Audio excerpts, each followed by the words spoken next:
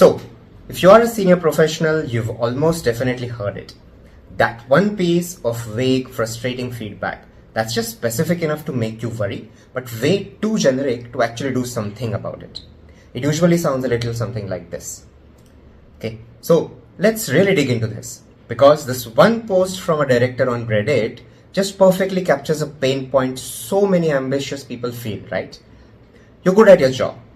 You deliver, you execute, but you keep getting told you're missing this secret sauce. So you go and you do your homework. The advice you find is a total mess. On one hand, they tell you to speak less, synthesize more, but in the same breath, it's to have strong opinions, push back. You're told to be comfortable with ambiguity, but then you look around and see leaders spending all their time building systems to get rid of ambiguity. Communicate with fewer words. Also, by the way, storytelling is the number one executive skill. It's just a sea of contradictions. And if you're feeling confused, you're not alone. In fact, you're supposed to be. Let's just get this out of the way right now. So, the problem here isn't that you lack some mysterious, unlearnable quality. The problem is that the advice itself is fundamentally broken. It's basically a lie. And you know what? We can actually prove it. Let's deconstruct what this presence thing really is, but let's do it based on actual research, not just a bunch of anecdotes. Alright, so what does the research tell us? Well, when they actually surveyed a bunch of senior executives, the answer were kind of shocking. They said presence comes down to three things, but just look at the percentages here. A whopping 67, 2/3 is something called gravitas. Think grace under fire, decisiveness. Communication is way down at 28% and appearance is a tiny 5%. So basically all the stuff people in courses focus on is the smallest slice of the pie. It is wild, and get this, here is another piece of context that's super important. Even with all the attention it gets, executive presence as a whole only makes up about 26% of what actually gets you promoted.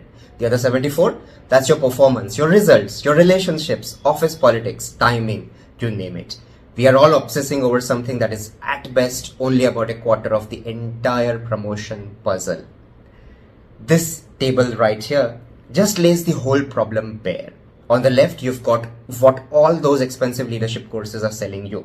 Communication tricks, body language, the stuff we now know are the least important factors. On the right, what really moves the needle is gravitas, this incredible hidden skill of getting everyone aligned before you even walk into the big meeting. The whole industry is just focused on the wrong things. Okay, so if it's not about how you stand or how much you talk, what is the real hurdle here? Well, it's not about performing a checklist of behaviors. It is about making a real deep fundamental shift in your internal operating system. This table shows you exactly what this shift looks like. See the senior mindset? The one that gets you this far rewards you for having all the answers and for solving the problems inside your little world. But the executive mindset rewards you for framing the right questions and defining which problems a team should even bother solving. You're moving from being a quick reactor to a thoughtful synthesizer. From just talking a lot to communicating with real impact and compression. Let me boil it all down for you. Your job is no longer to be the smartest person in the room, working with the right answer. Your job is to make the entire team move forward together coherently, even when nobody knows the right answer. That's the whole game. Alright, so we have established the old advice is garbage. What do we replace it with? Well, we need a better framework, right? One that goes beyond the fuzzy behaviors and gives us something we can actually measure and work on. Let's just call it SGPA. Now, SGPA isn't just another checklist of 5 things to do in a meeting. Think of it as a way to diagnose and upgrade your underlying leadership operating system. It breaks down that big scary idea of presence into 4 distinct measurable parts. Now, S is for scope. This is all about the altitude of your think about it. Are you spending your day down in the weeds solving tiny defined problems? Or are you way up at a strategic scope asking the big question, wait, why are we even solving this problem in the first place? Moving up that ladder is the first real sign of growth. G is for gravity. Listen, This has zero to do with your job title. It's pure influence. When you speak, do people actually stop and listen? Does your way of framing the problem suddenly become the way the whole room starts talking about it? A key signal of high gravity is when you're not in a meeting and its outcome is totally different because you just weren't there. Then we have P for pattern. This is all about reading the room's subtext, the political social layer of everything. Can you figure out what's not being said? This is that hidden skill we mentioned earlier. It's knowing who wants what and who feels threatened, and most importantly, who you need to talk to before the meeting even starts. Finally, A for asymmetry. Honestly, this is the master level. This is gravitas under pressure.